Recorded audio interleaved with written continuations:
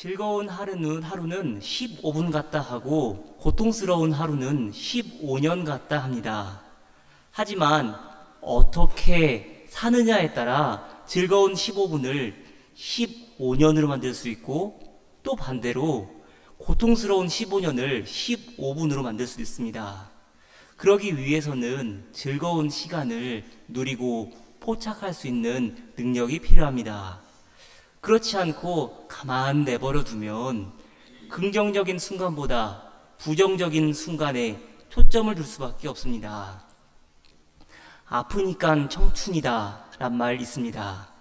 아픔도 받아들일 수 있어야 한다는 의미에서 나온 말입니다. 하지만 정신과 전문의 유은정은 이렇게 말합니다. 나는 아프니까 청춘이라는 말이 싫습니다. 안 아픈 청춘일 수도 있으니까요. 상처 안에 갇혀 있으면 죄에 빠지고 결국 하나님께 등을 돌릴 수도 있습니다. 하나님을 믿고 복음을 알고 성도의 삶을 살면서도 자기 상처에 매몰되어 삶의 기쁨이 없고 남몰래 어두운 밤을 보내는 크리스천들이 얼마나 많습니까? 여러분도 아프십니까? 상처에 아파하지 마시길 바랍니다. 지나고 보면 그것도 추억입니다. 어릴 적 세상 물정 모르고 천진난만하게 뛰어놀던 때 정말 기쁘시지 않습니까? 지금도 마찬가지입니다. 지금도 여전히 정말 마음 다해 기뻐할 수 있는 행복한 시간입니다. 고향을 그리워하는 마음이나 시름을 향수라고 합니다. 그래서 시인 정지용은 그의 향수에서 이렇게 거듭말합니다. 그곳이 차마 꿈엔들 이칠리야. 여러분도 그러시죠? 여러분의 고향 차마 꿈엔들 잊혀지겠습니까? 그런데 향수를 의미하는 영어 단어 노스텔지어는 그리스어로 회귀를 의미하는 노스토스와 고통을 의미하는 알고스의 합성어라고 합니다.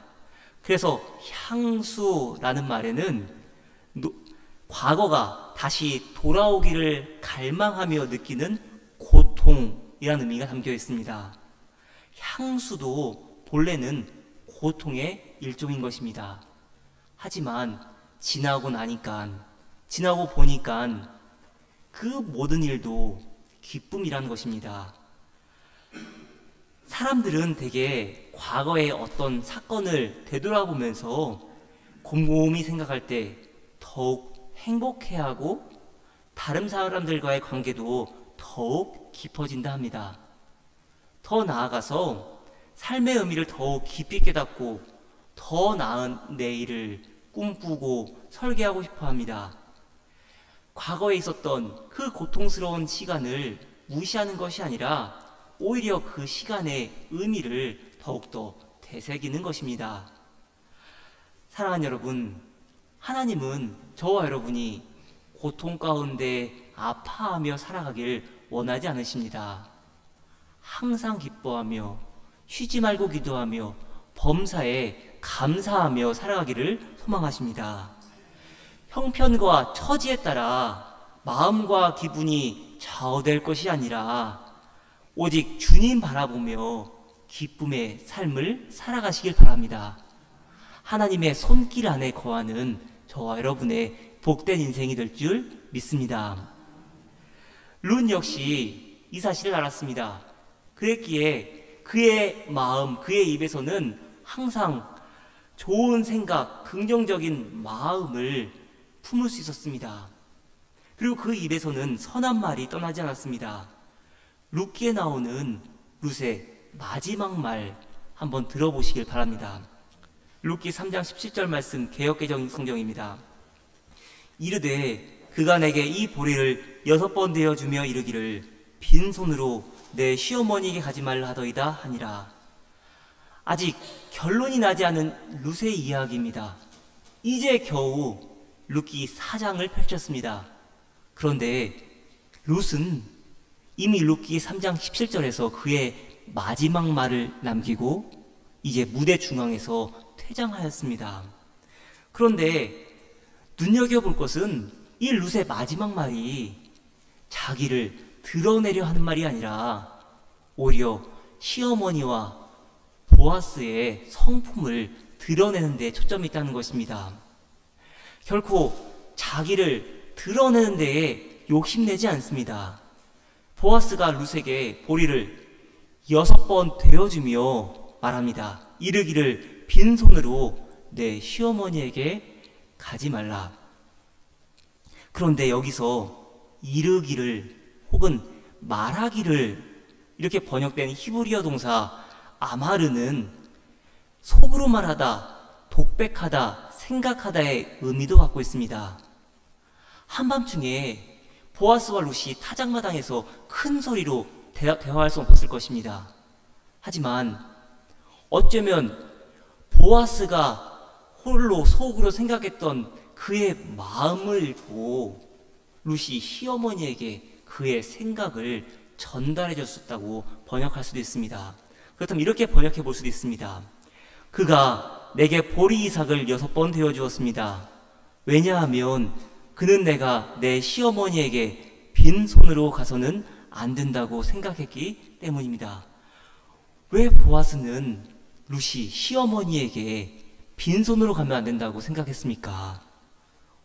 나오미가 다급한 마음에 며느리 룻을 자기에게 보낸 것을 알아챈 것입니다. 베들레헴으로 돌아온 나오미가 한 말을 잊지 않은 것입니다. 내가 풍족하게 나갔더니 여호와께서 내게 비어 돌아오게 하셨느니라. 지금 보아스는 나오미의 아픔을 알았습니다. 그 나오미의 슬픔을 알고 룻이 자기에게 왜 왔는지를 알았습니다. 그렇기 때문에 나오미의 그 아픈 마음을 읽고서는 보리를 6번 되어주며 룻을 보낸 것입니다. 여러분, 왜 유력한 남자, 유력한 여자, 그들처럼 우리는 우리의 마음 가운데 다른 사람의 어려운 마음들을 품지 못하며 살아갈 때가 있습니까?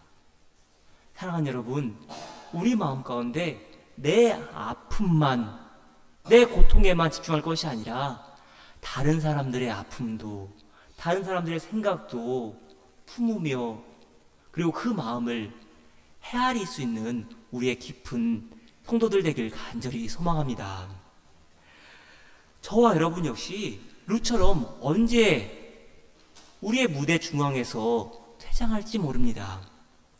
이제 룻기 4장을 읽기 시작하는데 룻은 더 이상 말하지 않습니다. 그렇게 저와 여러분은 언제나 말할 때 신중해야 합니다.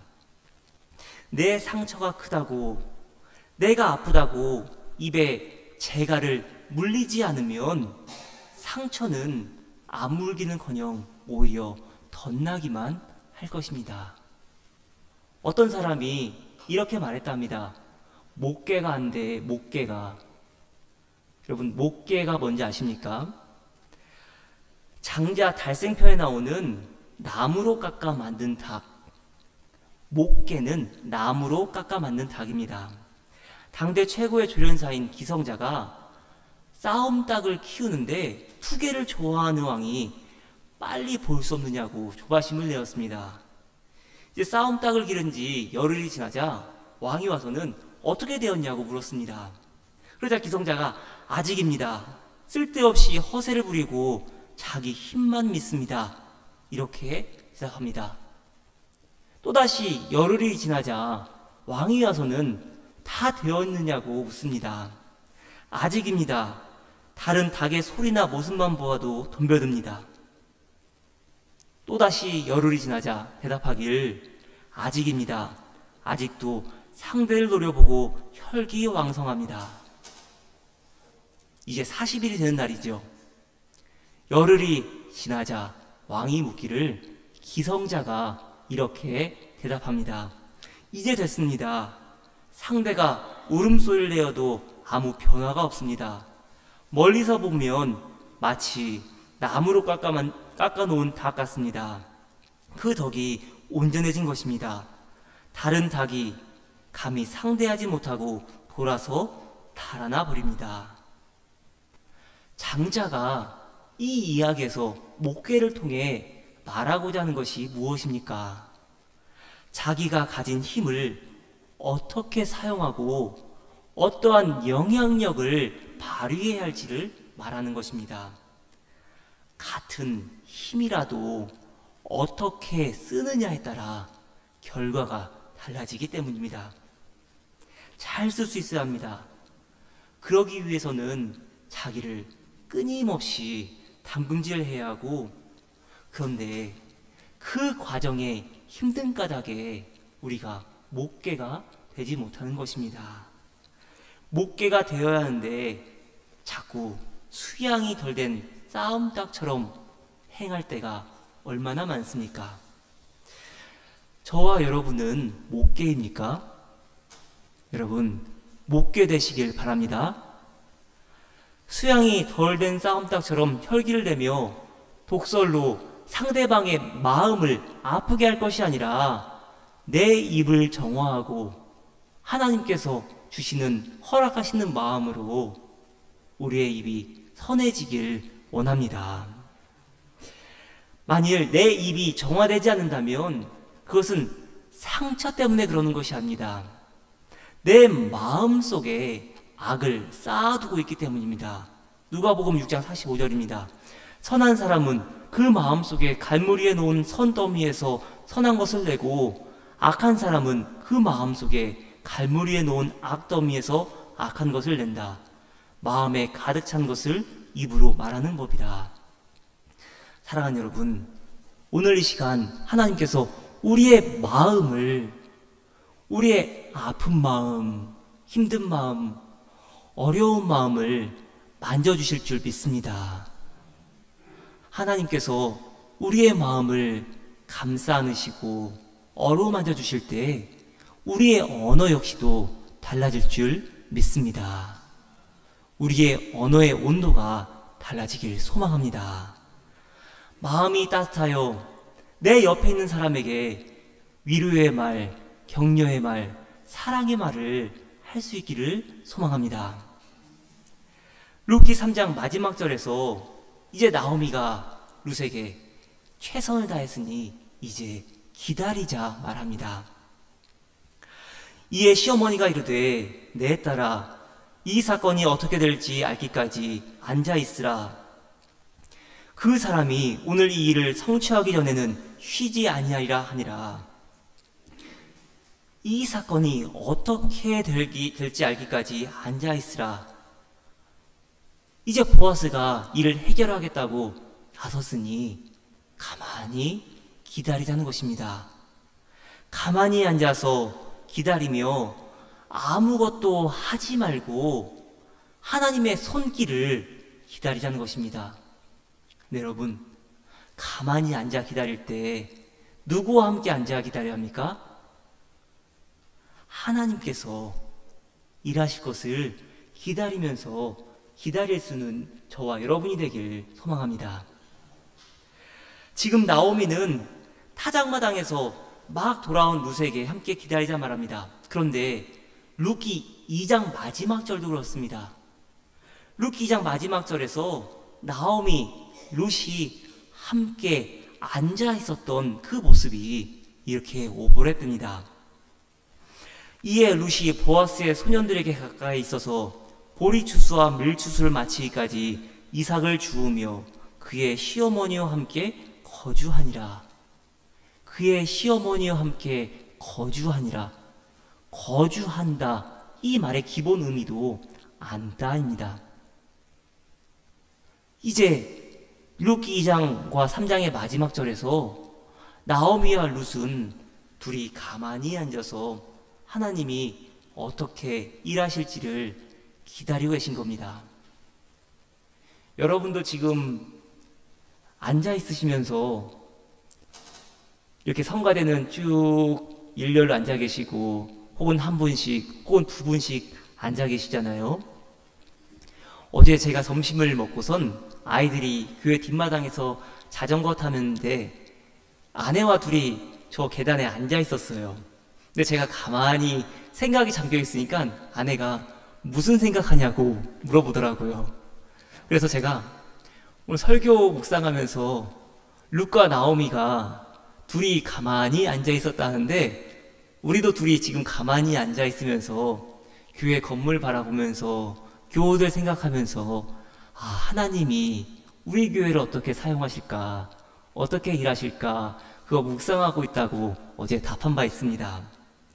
여러분, 함께 앉아서 하나님의 손길을 기다려보시길 바랍니다.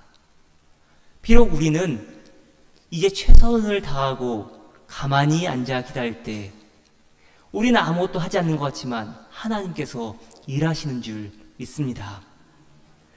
사랑하는 여러분, 최선을 다했다면 이제 하나님의 숨겨진 손길을 기다려보시길 바랍니다.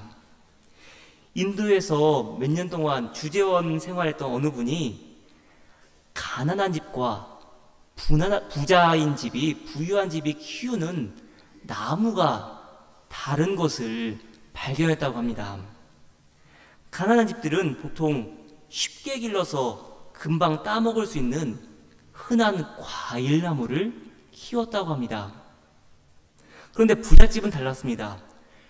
오래도록 키워야 하지만 하나하나가 비싼 과일나무들이었던 것입니다. 기다림이 달랐습니다. 단순히 가난하고 부유함의 차이가 아니라 우리에게도 과연 얼마만큼의 소중한 기다림이 있는지를 한번 되새겨 보시길 바랍니다. 분을 참지 못해 나아가 죽기는 쉬우나 치욕을 참고 뜻을 이루기는 어렵습니다. 타이밍, 하나님의 타이밍이란 우리의 기다림을 전제로 합니다. 잘 기다려야 좋은 타이밍을 만날 수 있습니다. 그리고 인내할 때는 공동체가 함께 기다릴 수 있어야 합니다. 나 혼자 외로이 기다리는 것이 아니라 함께 기도하며 함께 손을 맞잡고 함께 기다릴 수 있길 바랍니다. 내 옆에 있는 사람들, 그들의 마음을 읽으며 그들의 마음의 어려움을 알며 여러분 기다려 보시길 바랍니다. 기다리며 기도할 때 놀라운 하나님의 은혜가 임하는 줄 믿습니다. 오랜 기다림 끝에 룻의 이야기는 이제 4장을 넘어가 새로운 국면을 맞이합니다. 비록 룻은 퇴장하지만 하나님의 손길 가운데 보아스가 문제를 하나씩 해결해 나가기 시작합니다. 보아스는 자기보다 더 가까운, 자기보다 먼저인 기업 무를자에게 부르고는 법적 절차를 밟기 시작합니다. 그런데 보아스가 자기보다 먼저 기업 무를자인 그를 뭐라 부르는지 여러분 한번 귀 기울여 들어보시길 바랍니다. 개역개정 성경으로 4장 1절 읽어드리겠습니다. 보아스가 성문으로 올라가서 거기에 앉아있더니 마침 보아스가 말하던 기업 물을 자가 지나가는지라. 보아스가 그에게 이르되 아무개여 이리로 와서 앉으라 하니 그가 와서 앉으매. 여러분 뭐라 부르지요? 아무개요. 이름을 부르지 않습니다. 분명히 위력한 자일 것이고 재력 있는 자일 것이고 그 성읍에서도 명망 있는 자일 텐데 이름을 부르지 않고 그저 아무개요 이렇게 부릅니다. 사랑하는 여러분, 저와 여러분의 삶에는 목적이 있습니다. 어떠한 형편과 처지에 놓여도 변하지 말아야 할 삶의 방식이 있습니다. 또 반대로 우리가 어려울 때에는, 고난의 때에는 우리가 잘못한 것은 없는지 하나님의 뜻대로 하나님이 원하시는 방식으로 살아가는지 한번 우리 자신을 비추어 보아야 합니다. 그러나 하나님의 뜻을 깨닫지 못하고 삶의 목적대로 살지 못하면 우리의 이름은 기억되지 못합니다. 우리의 이름은 기념되지 못합니다. 그저 아무개요. 삶의 목적을 잃고 살아가는 사람들에겐 자기의 이름이 하늘 생명책에 기록될 것이 아니라 단지 아무개요라고 불리는 지금 그러한 장면입니다. 형제의 이름이 끊어지지 않도록 하는 일에 관심이 없는 자는 결국 자기의 이름 역시도 끊어질 것이라는 교훈입니다. 보아스는 가장 먼저 기업 물을 자의 책임 있는 아모개에게 나오미의 밭을 살 뿐만 아니라 룻과 결혼해서는 룻이 낳은 첫 아들로 죽은 남편 말론의 기업을 잊게 해야 한다고 말합니다. 그런데 보아스가 그 아모개에게 이렇게 먼저 말합니다. 룻기 4장 3절로 4절입니다. 보아스가 그 기업 물을 자에게 이르되 모압 지방에서 돌아온 나오미가 우리 형제 엘리멜렉의 소유지를 팔려 함으로 내가 여기 앉은 이들과 내 백성의 장로들 앞에서 그것을 사라고 내게 대하여 알게 하려 하였노라. 만일 내가 물으려면 물으려니와 만일 내가 물으지 아니하거든 내게 고하여 알게 하라. 내 다음은 나요. 그 외에는 물을 자가 없느니라 하니 그가 이르되 내가 물으리라 하는지라. 종종 생활하다 보면은 독일에서 뭐 공부했냐고 물어봅니다. 제가 상대방에게 나 독일에서 공부했다 말할 때가 있습니다. 그러면 어김없이 독일 분들 이렇게 물어봐요. 어김없이 뭐 공부했냐고. 아쿠자티브 목적어를 꼭 물어보죠. 마찬가지로 오늘 본문에서 보아스는 지금 그 기업 물을 자에게 무엇을 사라고 말하지 않습니다. 개역개정 성경에서는 그것을 사라고 목적어가 명시되어 있지만 히브리어 원문에서는 아쿠자티브가 나오지 않습니다. 무엇을 사야 할지 모릅니다. 근데 그 아모개 씨는 내가 땅을 사면 되겠구나 생각하고는 자기가 사겠다고 대답합니다. 그러자 보아스는 다시 한번 묻습니다. 5절 말씀입니다. 보아스가 이르되 내가 나오미의 손에서 그 밭을 산 날에 곧 죽은 자의 아내 모압 여인 룻에게서 사서 그 죽은 자의 이름을 그의 이름으로 세워야 할지니라 하니. 그런데 이 본문 5절 말씀 읽으면은 엘리멜렉이 남겨놓은 시아버지가 남겨놓은 그 땅이 지금 아내 나오미와 며느리 룻의 공동 소유인가 하는 의문이 생깁니다. 왜냐하면 뭐라고 번역하고 있냐면 내가 나오미의 손에서 그 밭을 사는 날에 곧 죽은 자의 아내 모압 여인 룻에게서 사서, 지금 누구에게 사는지를 두 사람을 명시하고 있는 것입니다. 그런데 엘리멜렉이 며느리 룻에게도 땅을 주었는지는 아무도 모릅니다. 그렇기 때문에 이 본문은 오히려 이렇게 번역해야 합니다. 내가 나오미의 손에서 그 밭을 사는 날에 죽은 자의 아내 모압 여인 룻을 내가 사서 그 죽은 자의 기업을 그의 이름으로 세워야 할지니라. 누굴 사야 한다고요? 결혼을 통해서 룻을 사야 한다고 말하는 것입니다.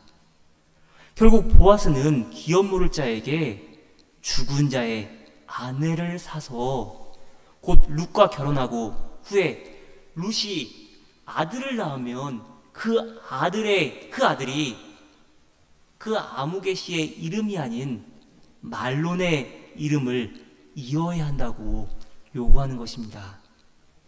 더 나아가 죽은 아버지 말론의 이름을 잊게 된 아들은 조상의 땅, 조상 대대로 물려온 땅을 이어받을 수 있고 그 땅의 소출로 가족을 봉양할 수 있게 하는 것입니다.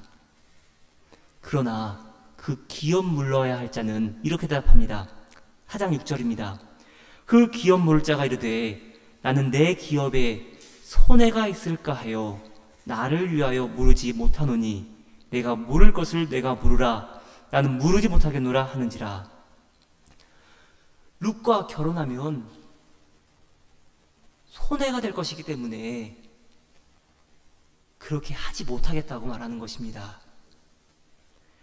아무개라고 불린 이 사람은 땅을 사는데 돈이 든다 할지라도 이제 연로한 나오미만 책임지면은, 나오미만 이 세상 사람이 아니면 이제 그 땅은 내 것이라고 생각한 것입니다.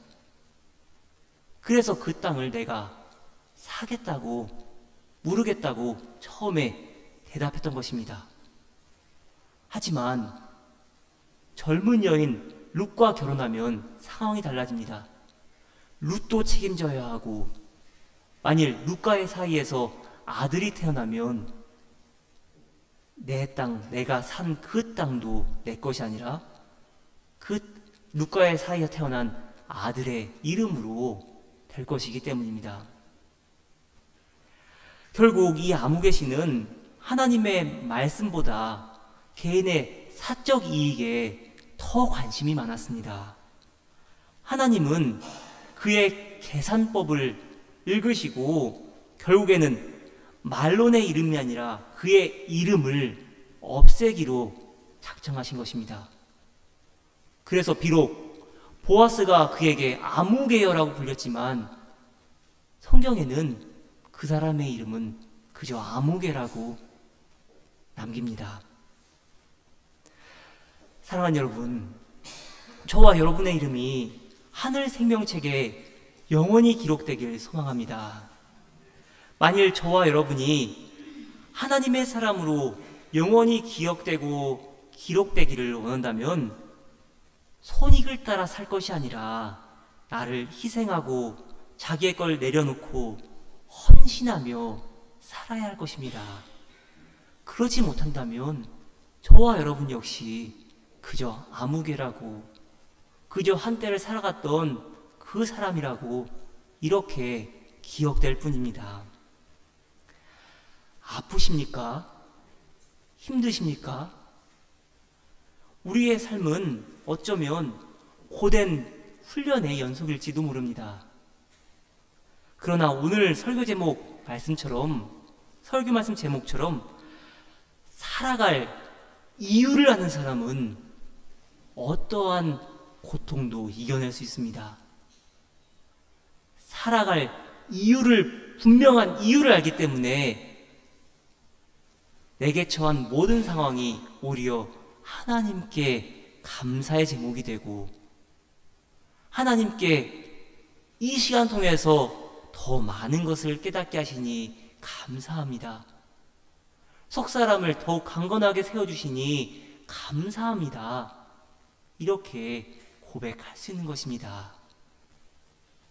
여러분, 때로는 하루가 너무나 길게 느껴질 때, 하루가 무기력할 때, 그럴 때도 있으시죠. 그럴 때 한번 하나님께서 나에게 허락하신 살아갈 이유를 헤아려 보시길 바랍니다. 우리 인생이 광야와 같을지라도 주어진 환경에서 최선을 다하시길 바랍니다. 최선을 다하고 목깨와 같이 가만히 기다려보면 어느덧 하나님의 손길이 느껴지는 그러한 순간을 경험하실 것입니다. 비록 환경과 상황은 하나 바뀌지 않습니다. 하지만 내 마음 가운데 평안함을 허락하시고 웃음을 회복하게 하시고 모든 환경이 오히려 감사함으로 고백하는 그러한 순간들이 올 것입니다. 사랑하는 여러분, 하나님께서 여러분에게 원하시는 삶의 방식은 무엇입니까? 내가 버려야 할 것, 내가 취해야 할 것은 무엇입니까? 하나님의 생각, 하나님의 뜻을 헤아리며 살아가시길 간절히 바랍니다. 광야와 같은 이 시간은 아파라고 주어진 시간 결코 아닙니다. 하나님의 사람으로 거듭나라고, 하나님의 사람으로 더 큰 일들, 더 귀한 일들 감당하며 살아가라고 주신 훈련의 시간입니다. 내 옆에 있는 사람들 손 꼭 부여잡고, 내 옆에 있는 사람 홀로 속으로 눈물 흘리며 새기는 그한 아픔들 다 녹여주며 살아갈 수 있는 저와 여러분이 되길 간절히 소망합니다. 기도하겠습니다. 하나님, 우리와 함께 하시니 감사합니다. 늘 주님의 뜻을 기다리며 주님의 일하심에 동행할 수 있는 저희들 되게 하옵소서. 주의 은혜에 감사합니다. 예수 그리스도의 이름으로 기도드렸습니다. 아멘.